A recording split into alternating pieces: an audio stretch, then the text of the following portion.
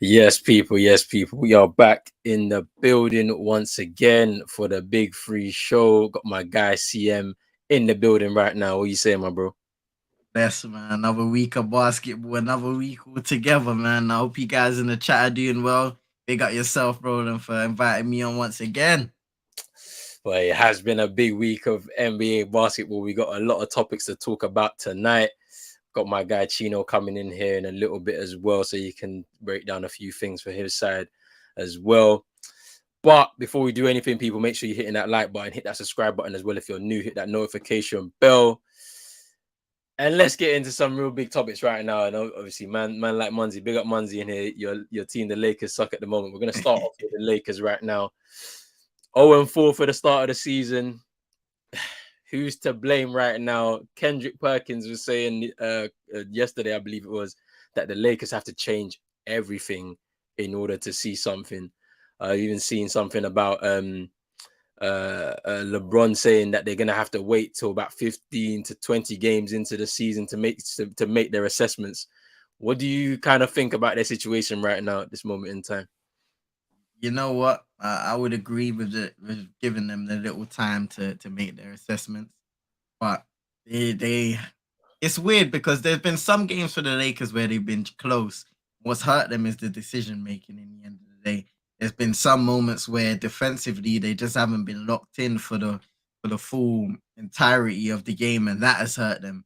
I Mm, mean, it's obvious that they just can't shoot. They can't shoot to save their lives, so that yeah. can hurt them in a lot of NBA games. And as you can see, the whole team just haven't been shooting it well. I saw a clip from a press conference, a Patrick Beverly press conference that said he basically said, "We've been. I heard we've been shooting it about 20% from free.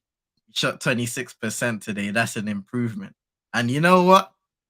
It's a good mentality to have, Mm, but still, it just goes to show how bad they've been playing. mm, I think from AD, he hasn't been bad so far this season. I'm seeing playing on both sides of the floor.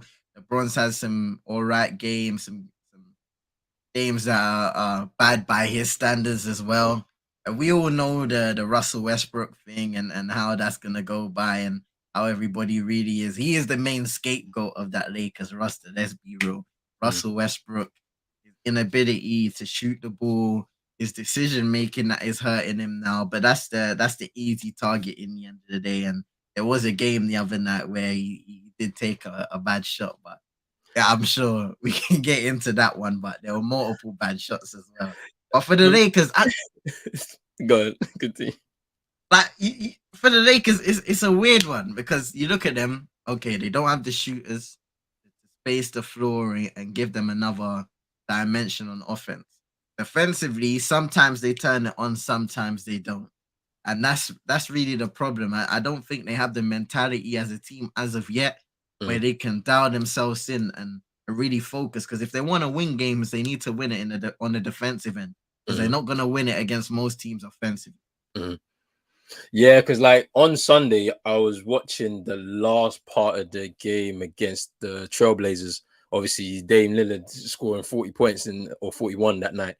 And I was just kind of like you can't just allow him to just shoot from free. They just kept allowing him to do it. Like, and I'm just like, what's going on here? And then on the offensive end, there's people taking shots, they're bricking, and no one's following the rebound. Like, it's just crazy. It's like, I don't know what it might be a mentality thing. And I feel like Pat Bev has been, I saw a clip of Pat Bev walking into, like, this was during media day and all of that. He walked into a room, yeah, and he says hello to everybody. Like, he's just trying to get like some acknowledgement, right? Nobody said hello.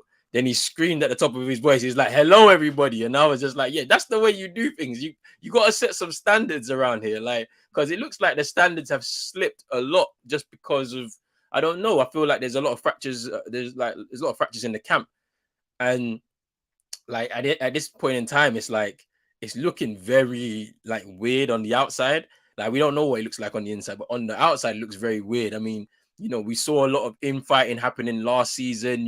If you remember last season, there was the little issue on the bench between, was it What Dwight was it, Howard Dwight and and AD? and AD? Yeah. That was going on, and then like, you know, there's a lot of statements coming out in defense of Russ as well. So like, I think I saw there's a press conference last week at the end of the game where Russ is talking to a reporter, and then Toscano Anderson is like literally sitting right next to him. He jumps into the actual questioning and then like defends Russ a little bit, and it looks like everyone's trying to jump to the defense of the people in front of the cameras. But then we don't know what's going on behind the scenes, like, and it's a little bit weird, like, just in terms of what's going on. But hey, I don't know. Let's get into some comments before we move on. Big up Ed in here. Hope you're well. Big up Jez as well in here. Big up yourself. Big up Baby Rage in here. He's recovered from last week's defeat. It was so hilarious because he lost his $50, so he didn't have a weekend. He didn't have nothing to do last weekend. He was at home. Big up Wild Factor in here. Big week, seeing the games. Yeah, we got a lot to talk about, man. There will be some really, really good games this week in the NBA. Just saying, I can't lie, I'm looking forward to my Thunder when Chet comes back and a top pick next season. Hey, that's the thing. It's going to be very interesting to see what happens.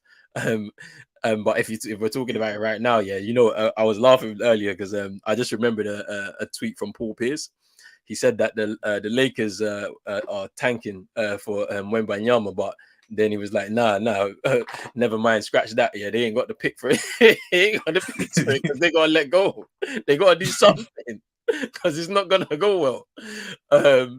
But yeah, they said they got the best shooters in the streets. Yeah,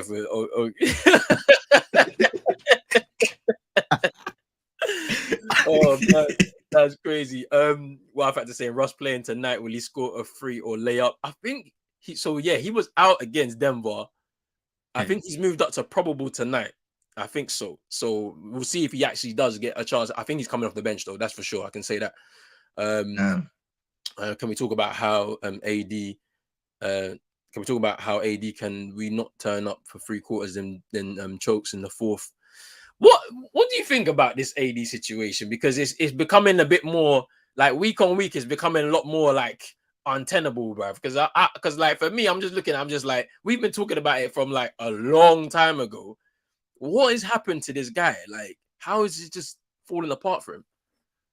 I have no idea what's happening. What's happened to Anthony Davis when you look back at his dominance towards the end of his tenure in New Orleans, even the beginning of his stint at LA when they were able to secure that title in the bubble. This guy looked like the man. When you look at AD on the court back then, he's a guy that stands out for every single minute of that basketball game, whether he's on the bench or not. When you see the Lakers play, he's like another guy. I've seen the good side of Anthony Davis when he's got 6 blocks in a game, when he's been able to get 25 plus points, 20 plus points here and there, a good amount of rebounds. But it just seems like he lacks aggression.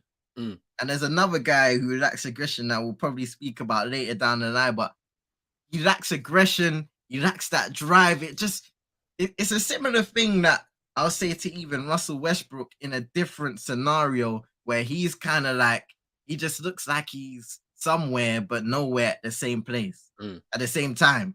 Like, he looks confused at times on the basketball court, and it's probably a confidence thing, lack of aggression contributing to a lack of confidence, and him doubting his ability. I mean, his shooting has fallen off a cliff in terms of his 3-point percentage. He's a decent 3-point shooter. His overall shooting percentage is just falling off a cliff. And defensively, once again, mention those inconsistencies, and that just ties in with the whole Laker team. Yeah, I mean, when I'm looking at like the decline of the player from just 2 years ago, like this guy was winning games for him by himself in the bubble. I mean, to be honest, that Lakers team in the bubble was a different kettle of fish. I can't lie, because I was even watching highlights of them yesterday in the bubble, and I was just like, this team is so unrecognizable today. And it's like, what has happened to this guy? I don't know what it is. Only he will be able to tell you. And it's just like what we said last week, where I saw him in the gym, like doing some working on his shooting, but maybe that's not what he should have been putting in working on in the off season. It should have been a bit different in terms of just like, as you mentioned, his aggression, because that aggression is going to help him when he gets into the post and and he's driving and things like that. But yeah, it's crazy, man. Baby Ray saying that they're wasting LeBron's year.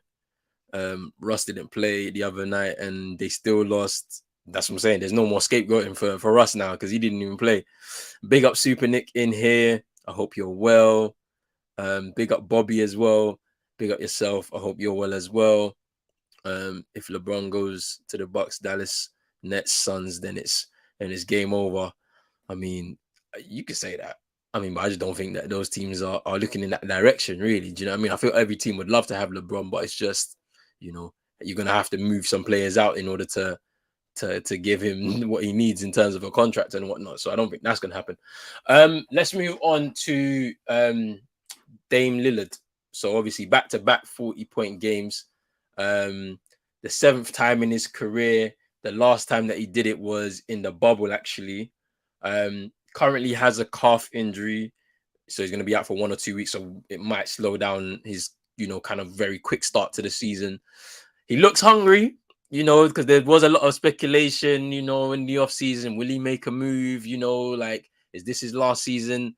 At the Trailblazers, and then when the KD kind of news came out, he started putting pictures up on social media, with KD in the Portland uniform and stuff. But just looking at that that starting 5 that they've got, so Damian Lillard, Anthony Simmons, Josh Hart, Jeremy Grant, and Jusuf Nurkic, yeah. Like I looked at their bench options and it's not really that strong. Obviously, Gary Payton will come in when he comes back from injury. But what do you think this team will be able to do on the West, just based on the start of their season? I mean, they are 4-0. If they can continue, well, they'll probably slow down at a certain point of the season. But if they can continue somewhat getting results and stuff like that, they can definitely contend to get in those playoff spots or maybe play-ins if it does drop off a little bit. It's good to see Damian Lillard back and balling out, because last season it was a difficult year, whether it be with injuries or just underachieving as a whole. The roster, you can even say the roster isn't that convincing this year. It's much better than it was last year, of course, with a guy like Jeremy Grant coming in, his defensive acumen and his ability to score as well. I believe he scored the winning bucket when they played the Lakers. Yeah. So Anthony Simons, another year of growth for him in terms of scoring, playmaking, and stuff like that. We know what Josh Hart can do. He's a really good guard in terms of 3-point shooting, defending, and rebounding. One of the best rebounders at his position, at his size as well. And Jusuf Nurkic, he's the only guy I look at and think you're a slight weakness in the team, because he's so inconsistent. He's one of the worst efficiency-wise when it comes to his position as a center. And defensively, I'm not fully convinced either. He can compete. He's a competitor, but you don't know what you're going to get from him, when I feel like a few years back, there was a lot of promise for him to develop into a lot more. But with you mentioning the KD stuff and all of them things, of course, Damian Lillard and Cole, they could be disappointed on the inside, but you'll never find that out from a guy like Damian Lillard, because he's loyal. He's just going to put his head down and work. And I think that's what we've seen with the Portland Trailblazers so far this season. They've all put their head down, they've worked, and they've got a nice little roster. It's not a contending team, not a team you expect to go deep in the playoffs, but they're going to play their hearts off. Kind of like the Utah Jazz. They've been playing their socks off, and they have a chip on their shoulder. Yeah, I mean, yeah, it's one of those. It's like a little early season buzz. They're feeling it a little bit. But obviously, as the season kind of goes into its entirety, you're just gonna see like there'll be injuries. Players are gonna be off form, and they're not shooting well. And Lillard will probably be back in that same situation again, where there's a lot of speculation over what's his future looking like. I don't know if they've got enough to be able to build something over there, but it looks great for Portland fans for the start of the season. So it's not, for them, they should be happy really for their start of the season. Jez with a question here, saying, "Do you guys think that he wants to go all out for one more season to get himself out there on the market? What do you think?" That's a tough one. Based off of what we've got from Damian Lillard as a person, as a human being, you wouldn't think that his intentions would align with those kind of things. If you know what I mean? You Mm, never know. You never know in the end of the day in the NBA. Things can happen, people can change and situations can change. Most mm, importantly, I mean, he's getting up there in age. Everybody comes into the league wanting to win a championship. mm, So for example, if you find yourself near the end of the season in a situation where you haven't got your way into the playoffs after a good start like this, and there's more disappointment, and it doesn't look like this team's going to be in a position to attract top class free agents or mm. develop those players in house to a level where they can raise the stakes, then of course, you never know. Yeah. Let's move on. Celtics' first loss of the season up against the Bulls. Celtic had a really tough back-to-back schedule in Florida, so obviously getting 2 wins on the road against the Heat and then the Magic last week. But then DeMar DeRozan with 25 points, Zach LaVine with 19 to help seal victory against the Celtics on Monday. Um, in terms of what I watched in highlights, I feel like the Celtics fatigue settled in. They had a really tough game against the Magic, and the Magic there. When I was looking at that game, I was like, these guys are not going away. A very energetic team, pretty much like a lot of them over 6'4". Big team. They don't really have a true point guard in that team, and they were really going for it. And it's one of those young, hungry teams that I think maybe in 3 years, if most of them stay together, they're gonna look really good together as a group. But yeah, as for the Celtics, I feel like they were a bit tired from those 2 games, and obviously you're not gonna win every single game of the season. So you know, but it's good to see DeMar DeRozan, with the 25 points. Zach LaVine helped out with 19. The Sunmu as well. He also scored. I think it was 22 or 23 in the game as well. So I mean, hey, I'll take out of my first 4 games 3 wins and 1 loss, and there's nothing else I can say. I mean, JB got 21 and JT got 26 for the night, so they're still putting up the numbers that they need to. Um, do you think that defeat can either destabilize the Celtics for this start of the season, or will they be able to just kick on tonight against the Cavs? Uh, I don't think it would destabilize them. You know, every now and then in the league, you get these kind of games and these kind of defeats where you got a team like the Orlando Magic, who you said look young, hungry, and they've got some really nice pieces on their roster. That well, they've got some really nice pieces on their roster. But same with Chicago. Look at them, DeMar DeRozan, Zach LaVine. They're coming off a season last year where, for example, they had a really good start, and last season towards the end it kind of tailed off. So they're gonna want to start proving a lot of points in terms of showing that they're a legitimate contender. Of course, they got guys like Lonzo Ball who's Mm, still out with injury and he's been struggling with that. I believe Caruso's come back now from injury and he's contributing on both sides of the floor like he usually does.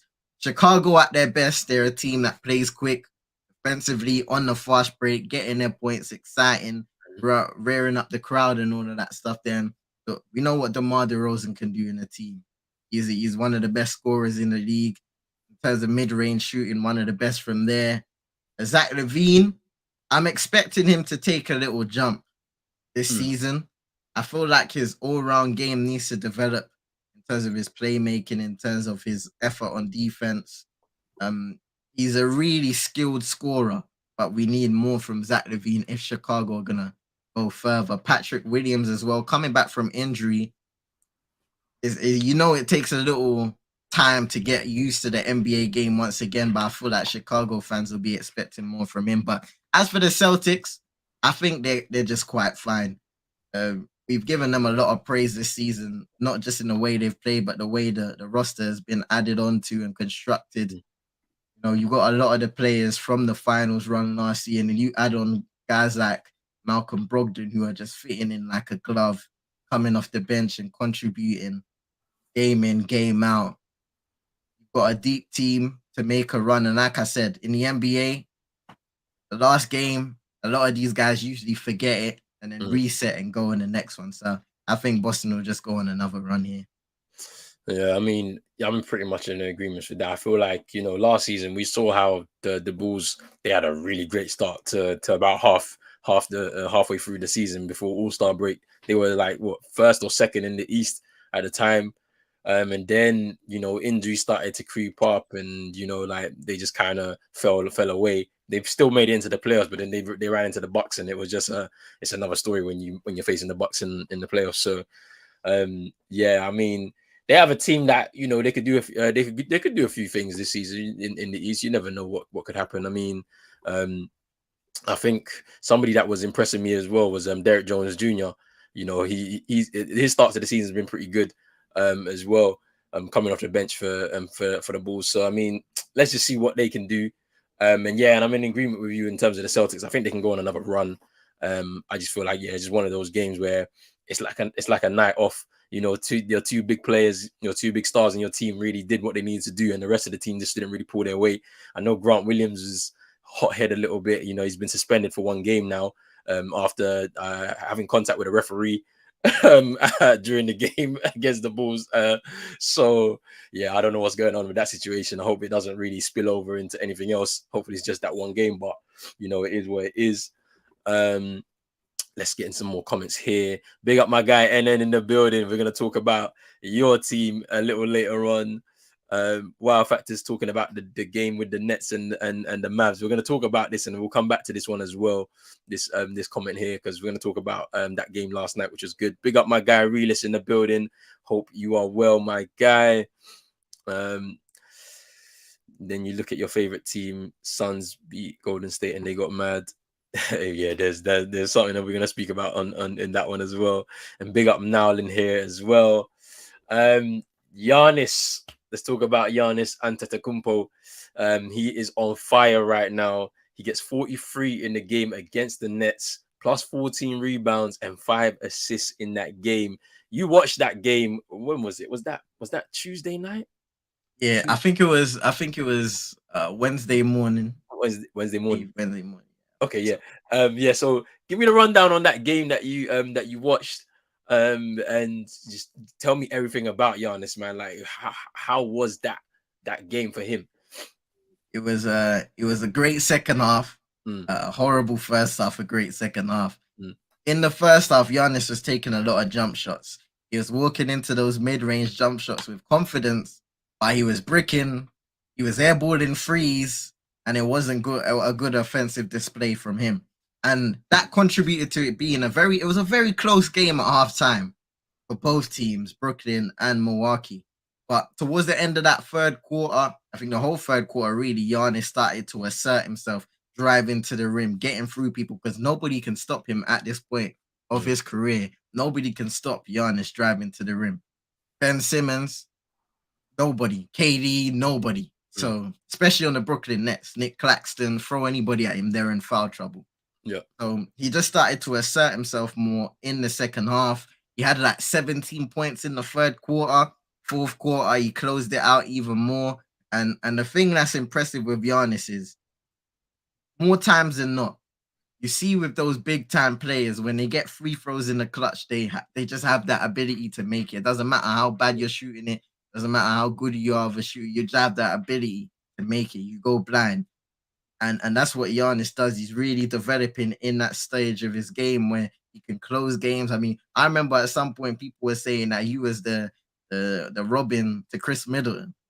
Chris Middleton hasn't been on the court this whole season, and Giannis has done what he's needed to do to lead them to a perfect 3-0 record. So I think definitely after the championship, people put some respect on Giannis's name, but he just continues to do what he needs to do. I think the defensive display from the Bucks was crazy as well. Brook Lopez, you got to give him some credit in the game, protecting the rim, doing what he needs to do. Bobby Portis Jr. had a really good performance as well. I believe he had. Let me check this game real quick. I hate that. Bobby Portis. He I had hate 20 games. I hate that guy. I can't lie to you. I don't like him at all, bro. But he's a good player on his day. But and, and the crowd love him. The crowd love him. He had 20 and 11 rebounds. ooh, Yeah, Drew Holiday, he had 15, and he really came and look. He's not shooting the ball efficiently right now, mm, but in terms of the defense, you always know what you're gonna get from Drew. But mm, yeah, it was a good performance in the second half. Defensive masterclass by Milwaukee and Brooklyn.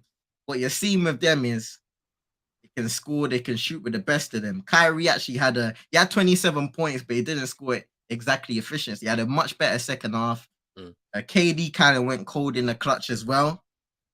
So even when that happens, when your two stars are kind of off, you're gonna need something to fall on.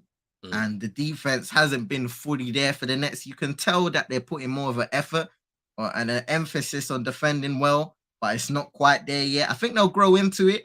I think Royce O'Neal has been a really good addition for them. yeah, He yeah. shot he went dummy in the first half, and then he bricked every single shot he had in the second. So it's one of them ones there where you're gonna have to hit your shots. Both teams they didn't make some shots that they usually do as well in the game, Mm, so it's just one of them ones. yeah. I mean, just talking about the Bucks, like so we've started to see a pattern over the few games that they've been playing where they have had very good defensive displays. So if we talk about last week when they played against the Sixers, it was a similar kind of approach. So what do you think Mike Budenholzer's kind of brought in the offseason or into the tactics to make them a bit more of a defensive team? Does that kind of lean towards some of their strengths in the team at this current moment in time? I think they've always been a good defensive team. I feel like what we've known about the Bucks is inside they want to protect the paint, they want to pack and protect the paint, and that's what makes them elite. There were some plays where I believe I'm gonna get his name. So let me just say Dayron Sharp, backup center for Brooklyn. He was on and he had a good opportunity to get a layup. And then Giannis comes out of nowhere, help defense, and swats that shot off glass. Mm, That's what they're elite at. Their help defense, their communication inside the paint. I feel like they're also defending a lot more on the perimeter. They're much better on the perimeter because they used to give up a whole load of threes. I feel like just watching them based off of the eye test, they don't really do a lot of that. And that may be an adaptation from Mike Budenholzer saying, you know what, we need to adapt our game so that we're not giving up that much triples and stuff like that because that can hurt you down the line, especially in the playoffs. But yeah, I think for them, it's pretty much the same well-oiled machine rolling for Milwaukee, and they'll keep that going mm, throughout the season as it goes by, and they'll only get stronger as Chris Middleton comes back mhm, and co. So, look, good team for them. For Brooklyn as well, they're missing guys like Seth Curry, who is a really, yeah, really good shooter in terms of that, can create his own shot. Markieff Morris, he's kind of the lesser version of his brother Marcus. I yeah, can still give you shooting. TJ Warren as well, mm, who obviously he isn't that guy who he was in the bubble, but he can give you some scoring yeah, at a decent level. So they're missing a few guys in their rotation that will kind of convert some of these losses to wins. yeah. I mean, to be fair, now we can move on to last night's game where it was a really fun game as the Nets they took a loss in overtime to the Mavs. The Mavs winning on the road 129 to 125. Luca with a 40-point triple double and Kyrie scored 39 points as well. They were going toe to toe.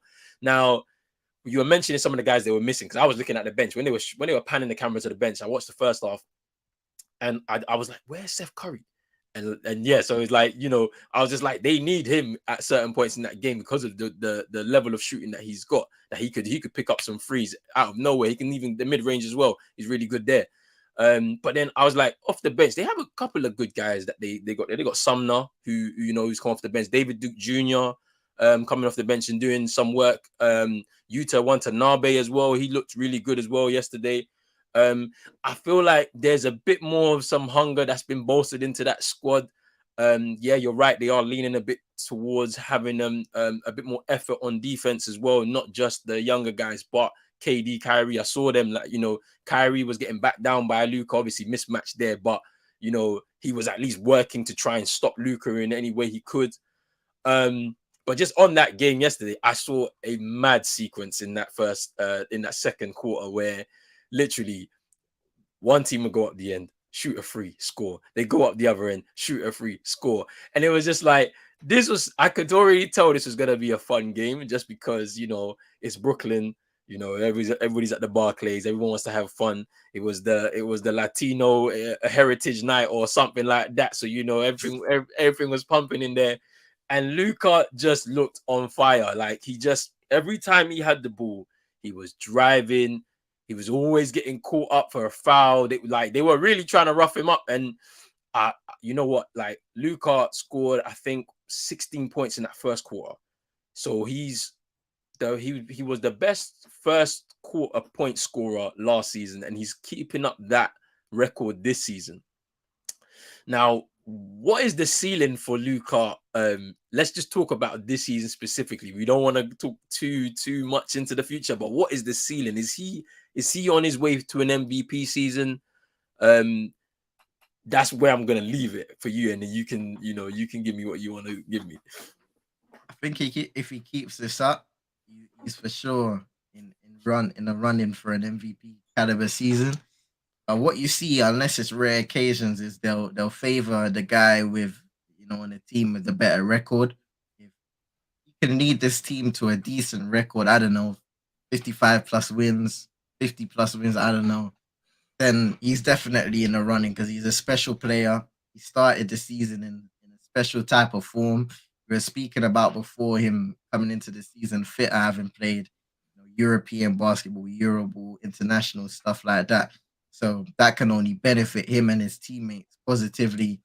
And I'm liking right now what they're getting from a lot of their players. You speak about, especially last night against Brooklyn, 18 points from Tim Hardaway Jr., who great to have him back, 4 of 8 shooting from downtown. Maxi Kleber off the bench with 15, 11 for Christian Wood, which is actually a down game scoring wise, based off of all of his other performances so far this season. 10 from Josh Green. So you got so much production off the bench. Then you get the 41 from Luka, 11 from Spencer Dinwiddie, who's the top player in his own regard. Reggie Bullock with 9 as well. 8 from JaVale McGee. 6 from Dorian Finney-Smith, who can do even better himself, but he's a two-way player. So you've got a lot of guys that are really great competitors on the team, a good mix of veteran players, a good mix of up-and-coming guys like your Lucas, even though he's getting into that territory now where he knows what he's doing. You could argue he was basically a veteran from when he came into the league because he had that much experience in terms of playing on big teams and winning and learning from veterans in other scenarios. So this status team is very interesting. And if you can get games like that from your bench, you can even get better games from the starters, then they're going to be a very dangerous team for many other oppositions. So I think that Luka will definitely be top 5 MVP candidate this year. Yeah, because I mean, they got, I think, what was it, 55 wins last season as a group.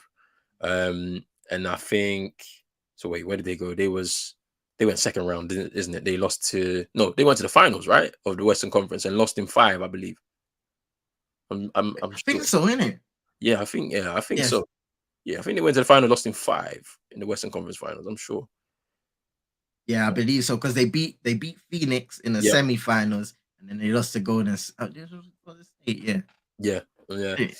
Yeah. So I mean, there's a potential. I mean, the one thing I want to see is, as you mentioned, Christian Wood. What is he gonna do as the number 2 guy to help Luka and this Mavs team? Because I mean, yesterday some of the production off the bench was really good. I mean, Tim Hardaway Jr. is coming back from injury, and him coming off the bench, what I saw from him, I was like, okay, yeah, if he can stay fit, he's gonna be a big piece for this team this season in that starting 5 for sure. But he's just working his way back.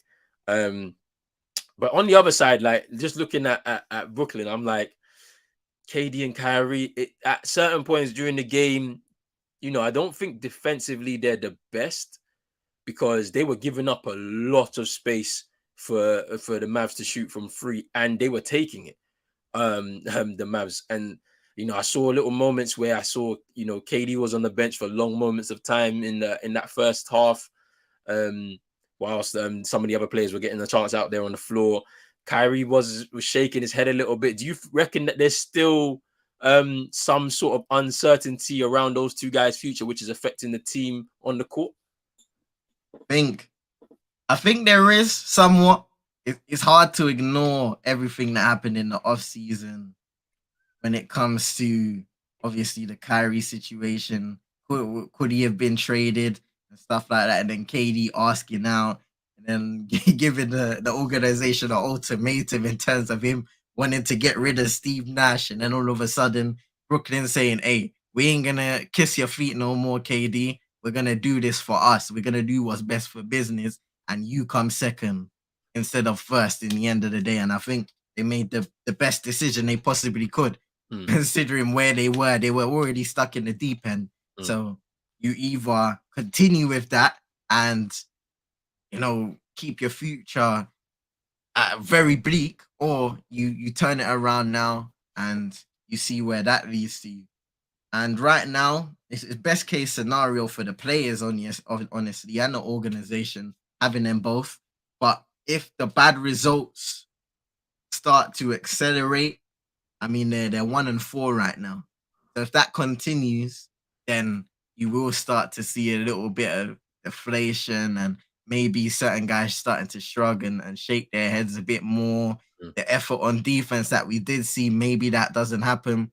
Does that put Steve Nash in jeopardy? Who knows? But yeah, right now it's Brooklyn have been an interesting team because with those two, they can outscore anybody. They can keep up just through their scoring. Yeah. But what else are they gonna bring to the game in order to show they're a top team that can contend? Because of course they're a top team with the two star players that they have, but they're not exactly a championship team if they can't defend leads, if they can't shut down somewhat star players like a Luka, like your Steph Curry's and co. So they need to show more. A lot of guys are saying Ben Simmons is Brooklyn's X factor, and to a certain extent, I believe so. I think the flack that he's got is unfortunate, but at the same time, it's warranted and unfortunate at the same time because he's not playing to the abilities we know Ben Simmons can be at his best. And I feel like it will take a little while for him to get back into that. But even when I have watched him, it seems more so a mental thing than it is physically. His mental confidence and everything to do with that is almost affecting his physical game. And it's making him second think everything, which I think Brooklyn hoped that wouldn't be the case going into this season so they could hit the ground running. So the sooner they get the best out of Ben Simmons, if they can, the better for Brooklyn, because then he's going to elevate them on both sides of the floor. If they can't, then come trade deadline time, it could be a lot of issues with this team going forward. Yeah, because I even saw a quote from Kyrie saying that Ben hasn't played basketball regularly for 2 years, so it's like we have to kind of cut in some slack. And obviously they're still trying to gel with and playing with each other, so that could take a bit of time, possibly 15-20 games into the season when we start to see it really come into fruition. But there were some good kind of pieces that I saw from him last night where he was putting up assist numbers, like he was just working the floor, which was good to see. Like he was also digging in on his side defensively too. Like obviously he gave away a couple of fouls, but at least it's not for the want of trying anyway. So yeah, let's just see how that develops over the course of the season and whether that helps the team, or if the two guys still feel the same way they felt in the off season and try and push to leave again. But let's get into some more comments as well. Big up my guy Guarin in here. Big up yourself. Hey, we got a big game tonight, so make sure you stick around. Celtics Cavs watch along at 12:30. Real is saying respect the Greek freak. Hey, no, there's big respect over here. I can't lie, man. I like the way Giannis plays, just not against my team. That's all I'm saying. Baby Ray's saying you're not gonna believe, bro. I lost $20 to the Heat versus the Warriors. Stop betting. Fam, just drop the bet, delete the apps. Ban, you know in your Wi-Fi thing where you can ban betting on the router, fam, so you can't even get on the website. Just shut it down, bro. Do Stop. the you know them ones where like you have them accounts and they make you pause your account for like 4 years so you don't have the urge. Do that because you're gonna lose so much money betting on your team this season. Like, stop it, please. Just stop. Just stop, fam. Real is saying that Luka Modric, that guy is cold. Hey, everyone keeps doing this Luka Modric thing, fam. That's funny, man. It's, Baby Ray saying, I don't see Jimmy Butler in your background. He's right there, fam. Hey, fam, Right there. you see him, fam. You see him. He's right there. I said, I'm not no, because if I invest in you, you're gonna lose my money, fam. It's like you know, back in the day, Jack and the Beanstalk, bro, when they sent you to go and get beans, and then all of a sudden you're in another world, fam. No, Hey, I'm fam, not. this is wild, fam. But you know them people that are asking for a quick buck, fam. You know they're just gonna spend it on some next mad thing, You know what I'm fam. saying, bro? I can't even The send you drinks shop. and I can't even send you shop, bro. Like, what do you mean? I can't send you shop, bro. You get me the wrong thing, fam. Let's talk about your team, OKC. Winning against the Clippers, you know, as we spoke about them, was it last week or the week before in the preview? You know, they're going to be one of the teams to reckon with in the West. But you know, a 24-point game for SGA against the Clippers. What did you think about that as a win, statement win for the start of the season? Anyway, yeah. What did you Hey, think of that?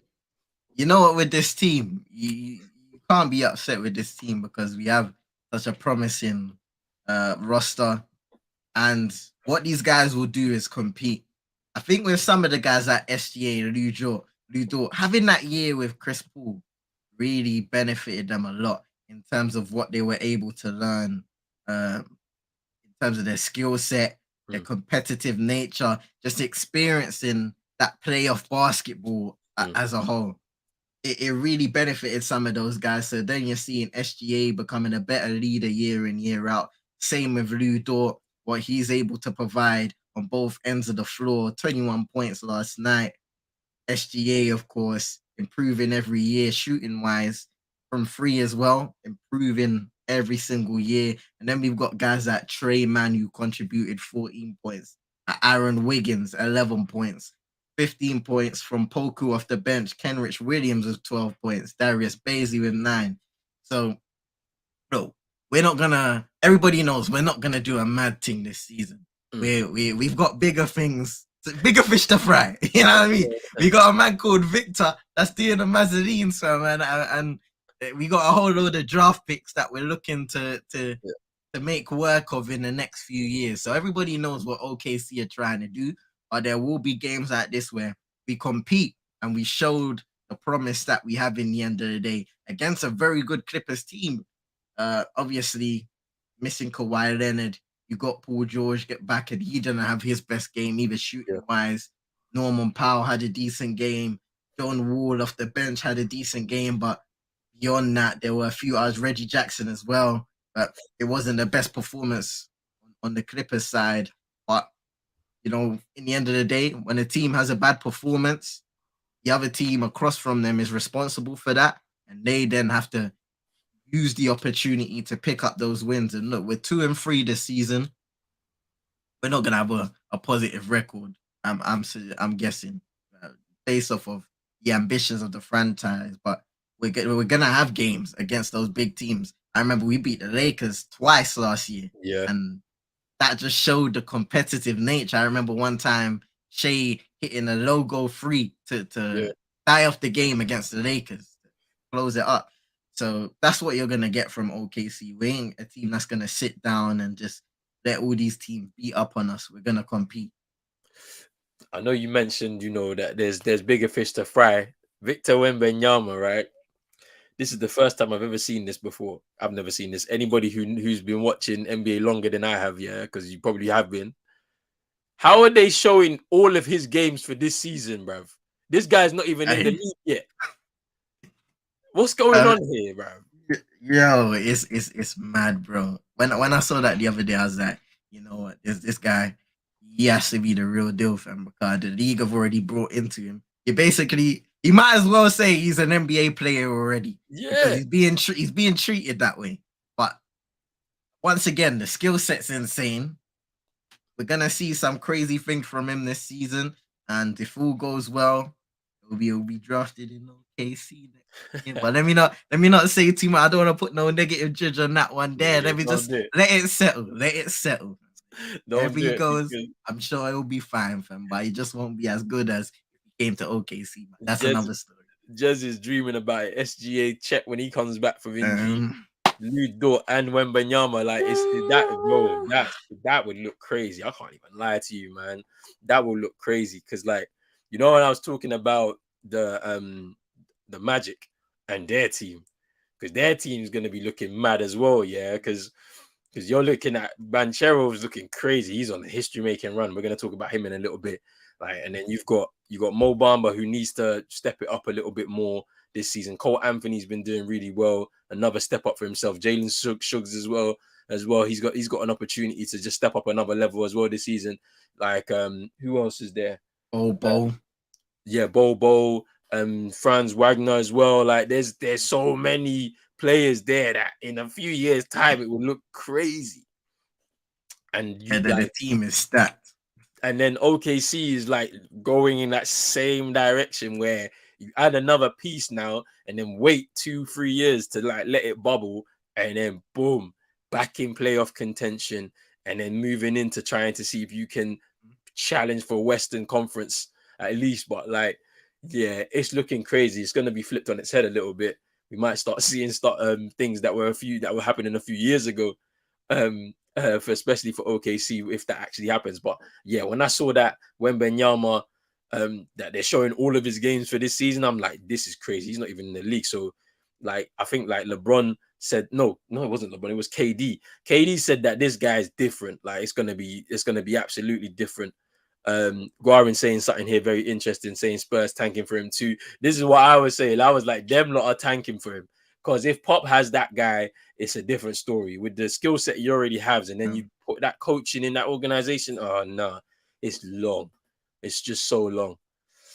But we'll have to wait and see what that looks like as we got the run up to the NBA draft for next season. Um, Moving on, Steph Curry, 33 points against Baby Rage and Chino's Miami Heat. Warriors are 3-2 for this season. It's been a bit of a shaky defensive their title so far this season. Do you reckon that there's been some disharmony in the camp due to the whole Jordan Poole, Draymond Green situation, which kind of died down? We're not talking about it anymore. Klay Thompson getting ejected in the loss against the Suns for going back and forth with Devin Booker. Like, what's it looking like for you on your side when you're looking at that team right now? I think for the Warriors, sometimes you have a little honeymoon period, and what doesn't help, and then there's a little crash after that. What doesn't help, of course, is the incident that happened before the season with Paul and Draymond. We know the contractual situations. Draymond's gonna be he's literally playing for his life in Golden State at this point in time because if he doesn't prove himself, there could be a future without Golden State and Draymond Green. But I think they will pick it up eventually. They're professionals, they're champions. Sometimes you do have a little slump in years that you've won a championship. I remember when Golden State won, it may have been the first season or the second season when they went back to back when KD was there. Hmm. And there was a little slump in regards to that season and certain results they were dropping. I think they just need to get to work. They need to commit once again defensively and play that Golden State brand of basketball. Steph Curry's been good so far this season. We know what we're gonna get from him in terms of his scoring, his playmaking, the shots that he creates for other guys and that. But the rest of the roster just needs to help him out in that regard. But it was a good win against Miami and a much needed win for them, I feel like. Against a very good team in the Miami Heat who are 2-4. Shaky start for them also, but I'm sure that will pick up. So that can push them forwards, or they'll continue having a few shaky moments. But if you look at performance last night. Klay Thompson with 19, 5 of 14, shooting from downtown, 18 for Andrew Wiggins, who once again is showing his value after getting a nice little contract and all them things there. Draymond Green with 10. That's as good as you can get from him at this point of his career. Maybe 15 if you're pushing it. You're hoping that he can probably get better defensively because he has lost a step, but he can be better. I feel like he does save a lot of that for the player. So in the latter stages of his career, and off the bench, Jordan Poole with 11. He can give you a lot more of a night. 10 for James Wiseman, who once again is a very interesting X factor for that team. Jonathan Kuminga didn't actually play. I don't know if you've known if he has been playing or been in the rotation regularly this season. I'm not sure. I'm not quite sure what's up for that actually. Yeah, I'm not too sure. I mean, I thought it was interesting when they were kind of flirting with the whole Colin Sexton situation before he moved to Utah. I don't know what's gonna happen with him. Maybe Kuminga just needs another year under the radar before he gets his opportunity to start really. Because obviously the Draymond situation is where it becomes very interesting because if he leaves at the end of the season and doesn't renew, then he probably moves into that spot, I'm guessing. But we'll see how that looks.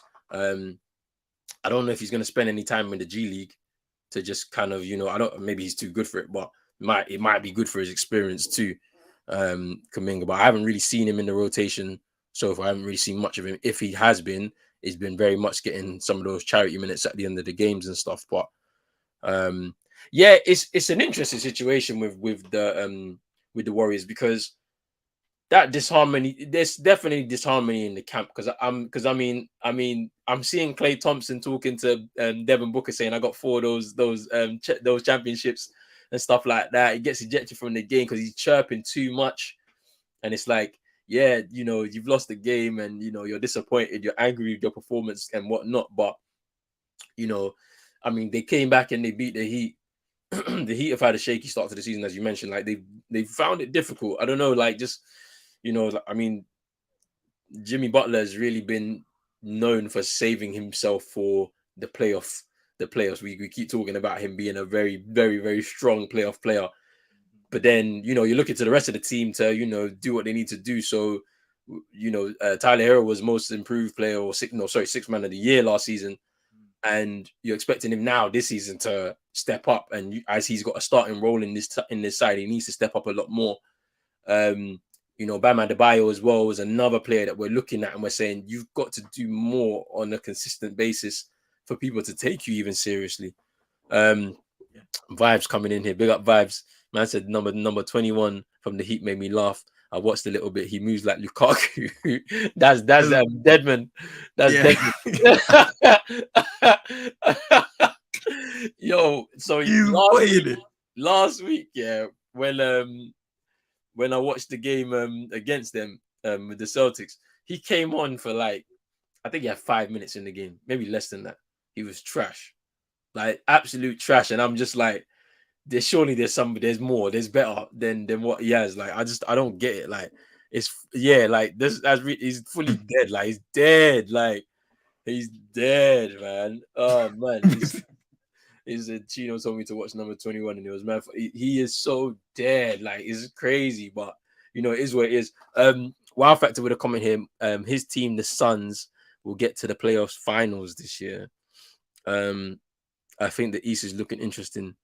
The Knicks haven't lost yet. They lost their first game. They lost their first game against the Grizzlies in overtime. But Jalen Brunson had a good night last night, scoring 27 in their win against the Hornets. And hey, look, he's shutting me up right now. I didn't think he was worth that 100 million 4-year deal that they gave him, but he's really shown up. And I think that confidence that the Knicks have shown in him, he's now beginning to produce that night in, night out. Maybe that was the little boost that he needed. And let me get Chino in here. But what do you think about the Knicks and their start to the season so far? They're 3-1, so I think they're 4th in the East as well. Yeah, it's been a good start for the New York Knicks. A lot of games. They've had a few close games, and they've been able to close them on a positive note. Like you said, Jalen Brunson, he's had a good start for the Knicks. I don't know. Well, he has turnovers now, but there was a point where uh, maybe after 2 games or so where he hadn't turned over the ball yet for the Knicks. Julius Randle had 17 last night. I think the positive thing with getting a guy like Jalen Brunson in, if he can provide that scoring, is that it takes a lesser role of Julius Randle, because what you saw last season was that he was very ball dominant, and he took some really bad shots, and the Knicks relied on that, whether it be in the playoffs the season prior or even from Julius Randle in his whole Knick career. That season really set a precedent for him in terms of the shot making, the incredible shot making that he had, and he really did fall off in that regard. So even though he didn't shoot efficiently last night, it's going to take a lot of pressure if Jalen Brunson can do that.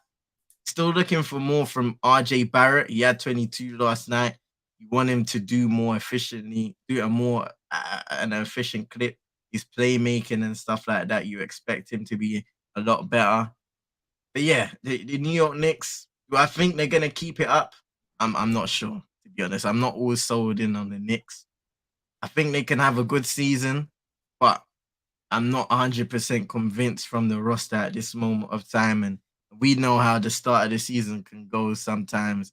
You have a good feeling, and then when it gets into the nitty gritty and everybody warms up, that's when you start to see the better team separated from the rest.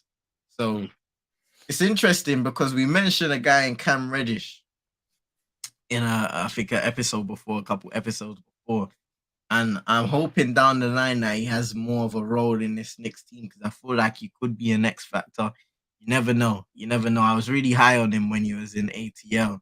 Mm. And I feel like he had a few injuries that hurt him and a lack of consistency. But if he can get that together, then that would be good.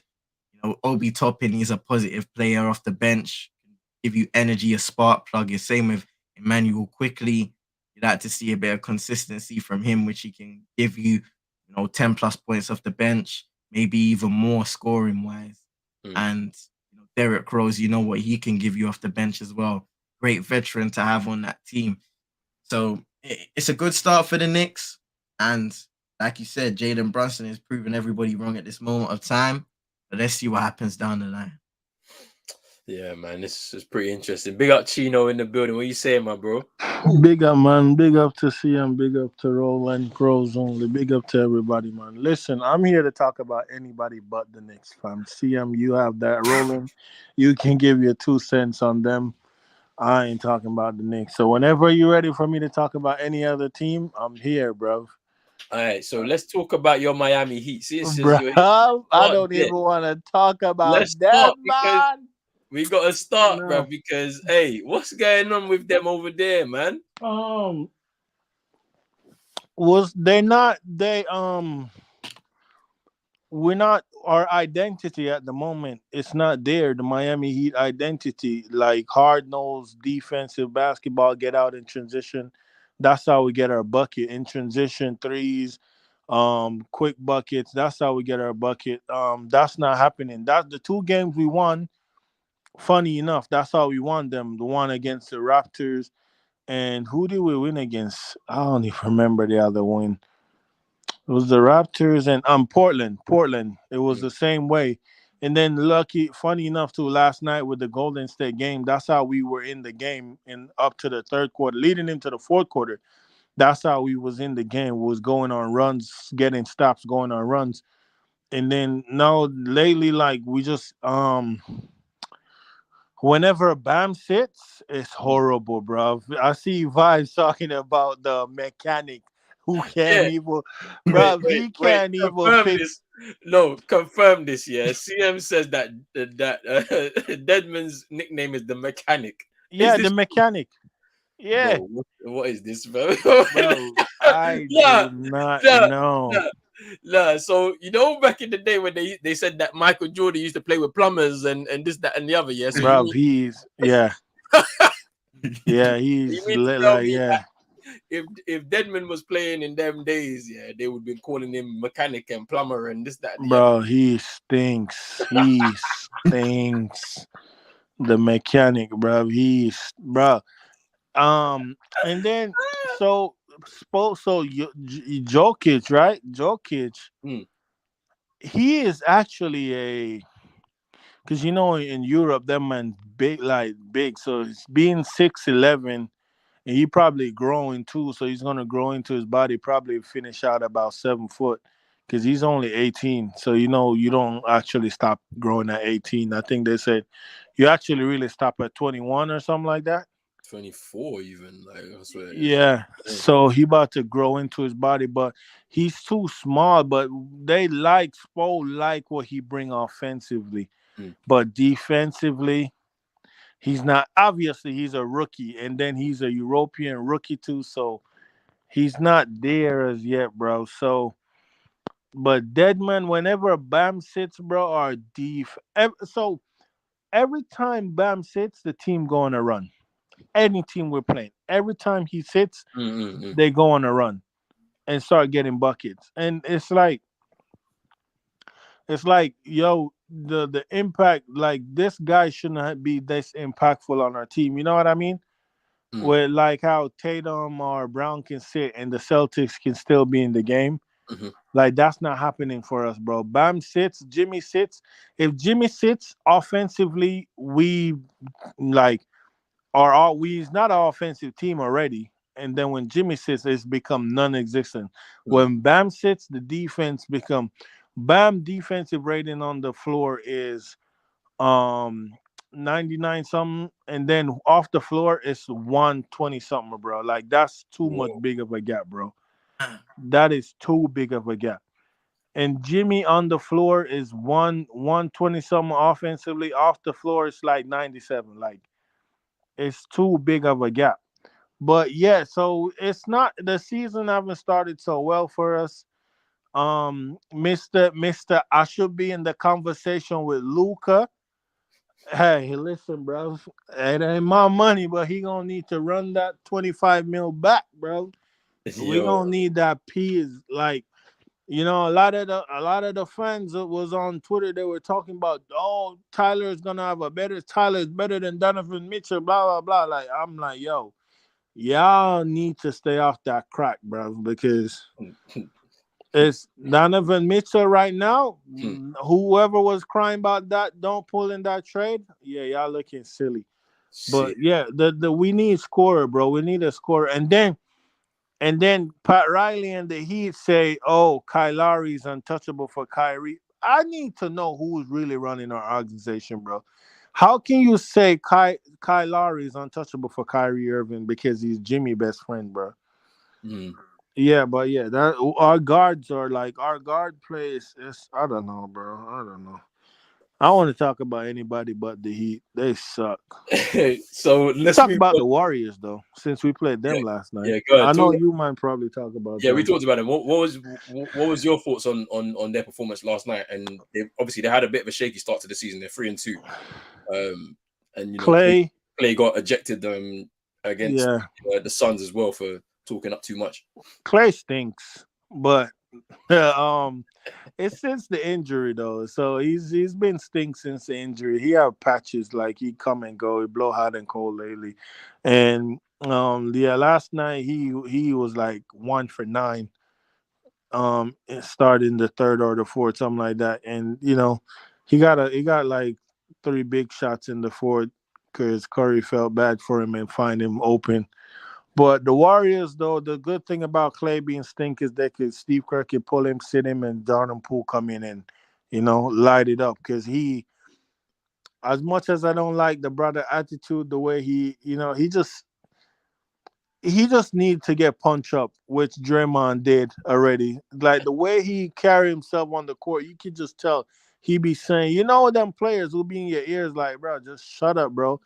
Do your trash talking, but don't be coming up close to me and talk. Yeah, but yeah, the guy can play, man. Poole can play, man. I seen him. I forgot which one of our defenders. He put them in a tornado. Like he twirled him, and like it was a sick move. The young guys, Moody. I like Moody. Moody got a stroke. And then they brought in, who was that guy they brought in from the Nuggets? Is it Jermichael Green? Yeah, He looked good defensively and rebounding. Draymond is playing like Draymond, like three dunks, bro. Almost caught a body in our game, bro. Like, cause it's contract time, so he's yeah. not. You know how he be waiting for the dribble handoff. Draymond been faking that, bro, straight to the rim, faking the dribble handoff, dunk. I'm like, yo, Draymond, you getting up like that? But yeah, they I know people worried because they don't, obviously they're not gonna start out the way they finished last season. Yeah. They won the championship with a um what's the kid name?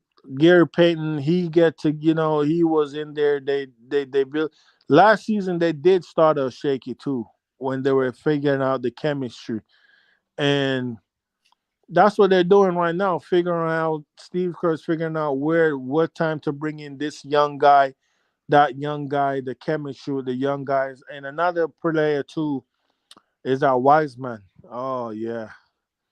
Oh yeah, he ain't no joke, man. Because he obviously it's gonna be good for when the opposite team big man sit and he comes in. Because when Bam sits, that's when Kerr would bring him in and Spo would have to counter quick. Like, yeah, Bam, you got 2 minutes, get back in the game. Mm, Because he was just dogging. Because with Bam, Deadman is trash. And he didn't play last night. Like Bam is our biggest guy, and he's not even 7 foot. He's like 6'10", mm, and that's our biggest guy. So Jovic is like 6'11", but he's tiny. mm. So he was just getting bodied. But Wiseman is gonna be good. The Warriors is my team. Honestly, I know I said the Clippers earlier, but yeah, they're still the team to beat Mm. the Warriors. So yeah, I like them, man. Steph Curry is his, like, what can we say? It's just Steph Curry. Yeah. Yeah. Mike James called him one dimensional, fam. Like that. Oh, yeah, I don't listen to nobody named Mike James. That Like, guy called him big one man, dimensional. He said when they asked him for like their top five, his top five right now, Steph wasn't even in there. Like he was like, yeah, he's a bit too bro. one. Why would you listen to a guy named Mike James? He have two first name, Mike and James. It's two first name. Like, I'm not listening to that guy. Listen, Look at the clip though. He put Tyler the reason Error. you're out of there. Trust me, bro. It's the reason why you don't play in the league, fam. It's very clear. Like it's crazy.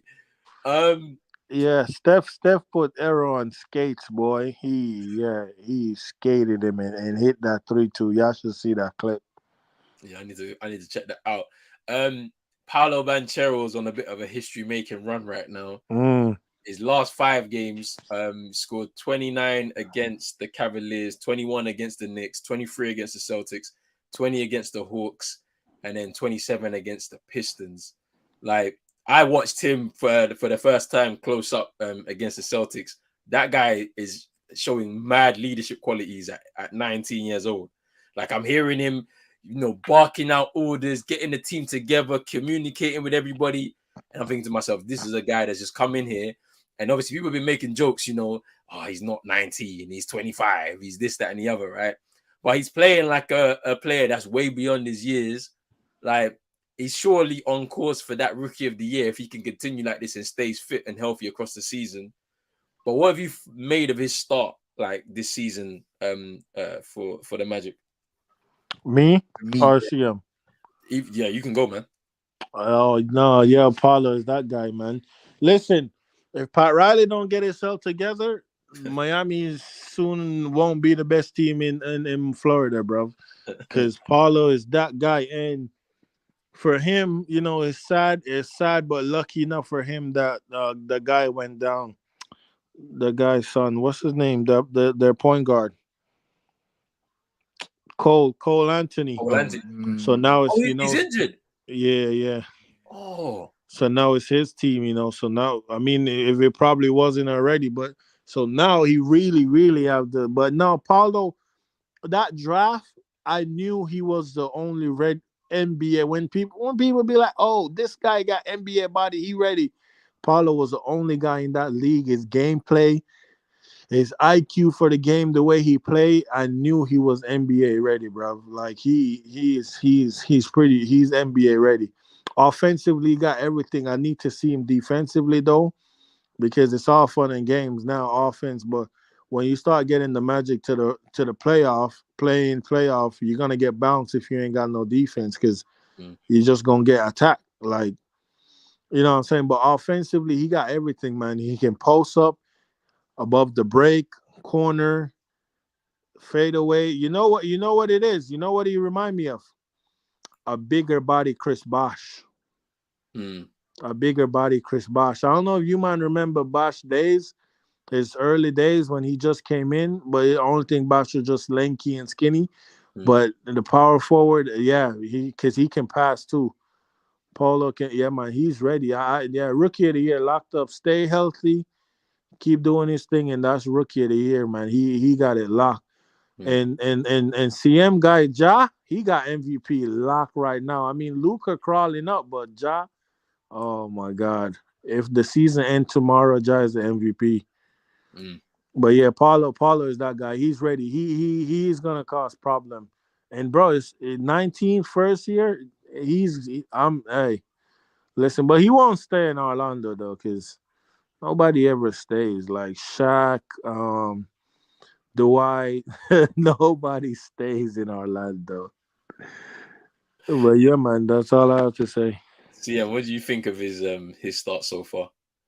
And I agree with everything you guys are saying, man. Yeah. What's impressed me so far is the intensity that plays within games. He really treats every game like it's his last, and you want that from a young guy. Like you said, Ronan, barking orders. He's a guy who wants to be noticed on the court for all the good reasons. And so far he's done that in his Orlando career. Obviously, they're not contesting for anything right now. It's all about the development of the guys that they have on the roster already. We've seen some very positive spurts and moments from this Orlando Magic team. But as for Paolo, like what Chino said, I expect him to win Rookie of the Year if he continues like this, if he continues to be fit. His ability to shoot the free, his offensive repertoire in the Mm. mid-range area, being able to post up, fade away, like you said, get to the rim, also pass the ball. He's not a one-dimensional guy coming into the league, and that is very rare when you think about guys from the draft and rookies coming into the league. There are a lot of the time there are things that you excel at, and then there's a lot of things that you need to grow into. Mm. Of course, he will grow into and improve a lot of the facets of his game already, but the skill set that he has alone, just coming into the league at 19 years old, so many more years to develop, is insane. Yeah, man. I think the one thing I do want to see him improve, and I'm sure it will, is the 3 point. Like, because yeah, his 3 point shooting is not great. He's great mid range, but 3 point just needs to improve like on that, and I think he'll be fine. Like he's gonna be like a real star in the league if he continues in this kind of like form um as he moves forward. But that's why I made the Bash comparison, because he Bash could have went back like Paulo. He can shoot it like you said, but it needs improvement, and that was the thing with Bash. He could have shoot the 3 pointer in Toronto, but it really became like lethal when he came to Miami. Mm. You know what I'm saying? So I think, but the thing is, as long as the intent is there and he's gonna be pulling it, the stroke will get better with the years though. But Mm. at least he want to shoot it though. I have a number 13 in Miami, fam, but he's just looking to do dribble and off. That is pissing me off. All right, let's get into these last few comments before we get into this last topic and wrap this one up. Um, Vibe saying number 21 tax. Addict. The man said that Deadman would have been selling popcorn and hot dogs at half time back in the day. No, no. Last topic before we wrap this one up. Doc Rivers, is he on the brink at the Sixers? Are they looking to get rid of him after their start to the season? how do you guys feel about the Sixers start to the season? And is Doc Rivers in trouble right now? The start for Philly has been quite concerning. Um, I feel like he will be the guy that is to blame if they are to have a really, really bad continuation of their start so far. You look at the opponents they've gone up against. So they started against Boston. They had the Bucks, San Antonio, Indiana, and now Toronto. So they've had a decent last 3 games or so to try and get their season right. And even then, they've still faltered in certain regards, especially against Toronto last time out. You expect more of a Philly team. If I look at them, like James Harden, he's been good. He's been much better this season scoring wise.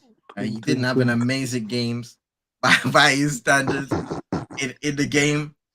Joel Embiid, he had a much better game against Toronto as well. You want him to keep that up because, especially to start the season, he has looked a little rusty and even injured and banged up somewhat. So you don't want that to continue. But then, I don't know. I feel like Tobias Harris had 3 points. Shot the ball 5 times. For the money he's getting, he should be doing more for that team, not just defensively but offensively. I mean, that's the guy I look at in the team and say, come on now, you've got to be more of a consistent friend on the offensive end. PJ Tucker was 3 for 10, but you know what? He'll give you another ends. But yeah, not a good offensive performance really, and they didn't get much off the bench except for DeAnthony Melton's 12 points. So yeah, it was a sticky one. Tyrese Maxey had 31, so there's a bit of positivity for your Philly fans. Once again, he'll start to assert himself, but he needs to do that on a consistent basis as well. I feel like he needs to almost step up as that third guy in Philly instead, because Tobias Harris ain't doing it. So now we need Tyrese Maxey to come in here and say, hey, call my number and I will take you home with your James Hardens, with your MBs. I'm your third guy to take you home and help you out. But yeah, Philly, I feel like they in certain games they could have been much better defensively, and they've been unlucky in certain games as well. But it just hasn't all clicked for them, and I do feel like if that continues, Doc Rivers will be a scapegoat because what can you do? I mean, James Harden sacrificed money for flexibility for you guys this season. Who on the roster would you guys look at and say, is that a tradable asset? Who would you consider trading if it came to the deadline and you're like, you know what, we need to make some changes? So before I answer that question, yeah, like I'm just remembering back to the playoffs, yeah, when Jimmy Butler was in the tunnel and he goes, Tobias Harris over me? I was gonna say, but I didn't want to cut CM off. I was gonna say, oh, bro, that made me laugh so much, man, because it's like the way Jimmy came, he just pulled up to their block and spun everybody and then left, bro. It's just like, look, Baby Ray said it right here. Like, Harris is regressing right now. Like, he started off the season pretty well and it's just going backwards now. And it's like, I don't know what they can really do in terms of that. The only asset they have right now, apart from the way James Harden started the season, is Tyrese Maxey. And he's one of their better players. So you won't want to get rid of him. You know? Exactly. Yeah. The thing with Tobias Harris, right? There's every team cannot always be good. You need those bum teams like the Pistons were. Like you need those teams that are bums who are just the lower bottom teams with a good guy, but they ain't challenging nobody, but they're getting the rare upset here and there with that one good player. That's Tobias Harris. Put him in a bum team and let him be the man, and he will get you bucket. You know what I mean? Like he's not a bad basketball player. If you put the ball in his hand, run sets for him, he will get you buckets.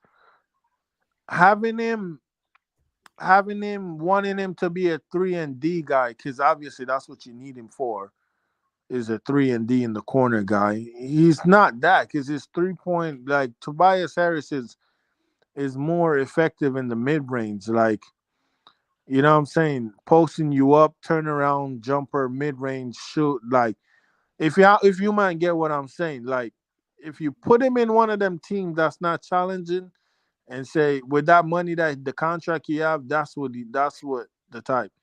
But yeah, that Philly is not what, like Tobias is not what Philly need. In the other hand, is like if they had kept Jimmy over Tobias, they wouldn't have had Arden right now, because they wouldn't need James Arden. Mm. Because like Jimmy and Tobias, like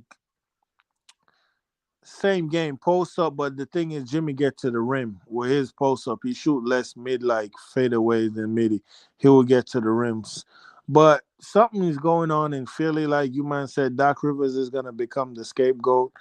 But MB doesn't look interested. The guy needs to take care of his body. He looks out of breath when he runs up and down the court 2 times. Um, Tyrese Maxey. You know what? I would trade Tyrese Maxey for Hera today.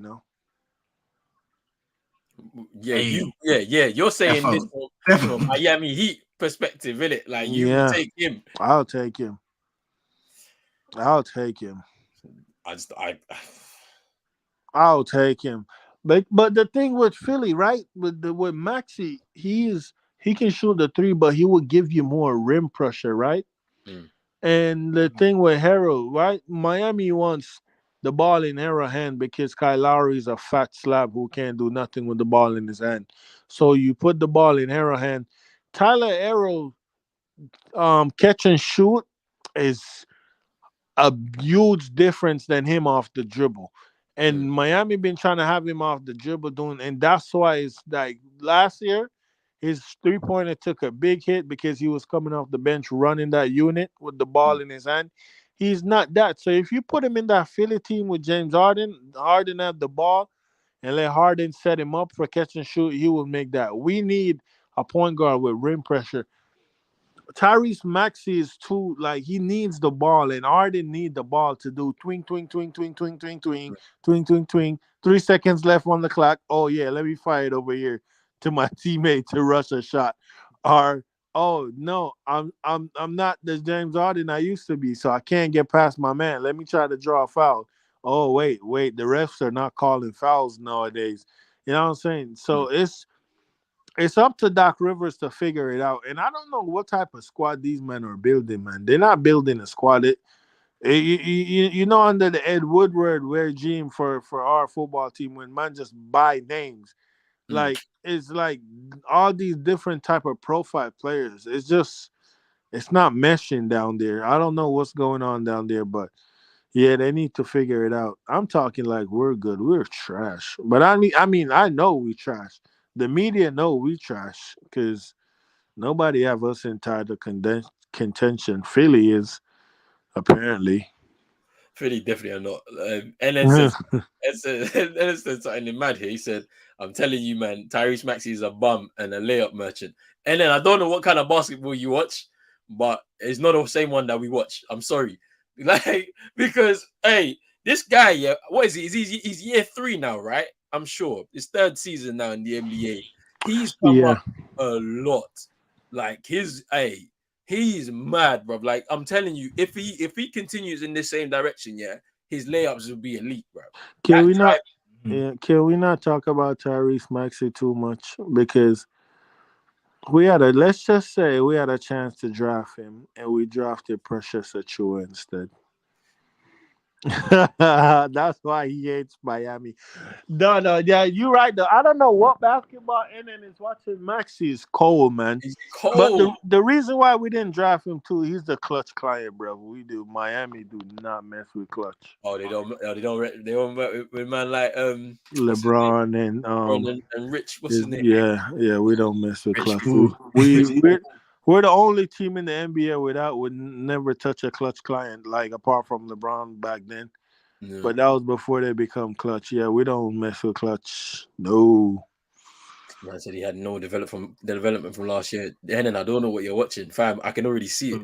Like last season. Bro, it's not even like he's only a layup. Last year he shot 42% from free. 42% from free. This year so far he's shooting 37, so a little dip. I mean, his rookie year he shot 30% from free. So that's a jump within itself. He's improving in other facets of his game. Maybe his playmaking as well could improve a little more too. We'll see as the season goes by. Even defensively, bro, like he's improved a lot. Like he wasn't about that life in his rookie year. Like now it's crazy. Like, but hey, Ellen, that's your team minutes, so you know. But yeah, it's looking a bit peak. The last thing I'll say on this is Tobias Harris over me. Yo, that was wild. I can't lie. That was wild. That's wild. But people, it's been a great show. Thank you. Thank you to everybody who's been watching along with us. We've got literally in about 15 minutes or so watch along for the Celtics versus the Cavs. That should be a very good game on the Eastern Conference. So make sure you stay tuned for that. Big up to my guy CM. I've pinned a link to his Twitch at the top of the chat. So make sure you go and follow him if you haven't already. Big up to my guy Chino. Next week, the show's going to be a bit later so that Chino can be here from the beginning and we can really like talk about this in real detail and do what we need to do. But big up to everybody. Big up to Chino for coming through even still, you know what I'm saying? So let's make sure that big up, man. What game you watching? We watching Celtics Cavs, bro. I mean, that's now. Yeah, that's gonna be a good one in like 15 minutes. In 15, bro. If you're about, bro, come true in it. Well, yeah, definitely, because my team ain't playing in it. So yeah. You already know how it is. And yeah, man, people, make sure you're hitting that like button, that subscribe button as well. If you're new, hit that notification bell, and we're out, people. Peace.